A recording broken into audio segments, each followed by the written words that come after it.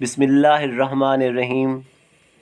अस्सलामु अलैकुम वरहमतुल्लाहि वबरकातुहू। उम्मीद है आप सब लोग बिल्कुल ठीक ठाक और खैर खैरियत से होंगे।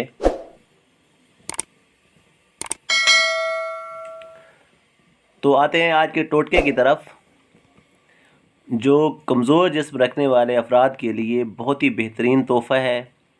आप 1 महीना इस्तेमाल करें और अपना वज़न बढ़ाएं। इस्तेमाल में बहुत ही आसान और बहुत ही सस्ता। तो इसके लिए जो अज्जा हैं वो आप नोट फरमा लें। इसके लिए आपको चाहिए छुहारे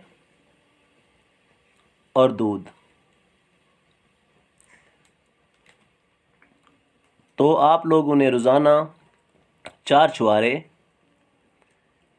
1 कप पानी में भिगो के रख देने हैं ताकि सुबह वो नरम हो जाएं, और सुबह निहार मुँह ये छुहारे आपने दूध के साथ 1 महीना इस्तेमाल करने हैं। दुआओं में याद रखिएगा। अल्लाह आपका हामी व नासिर। अल्लाह हाफिज़।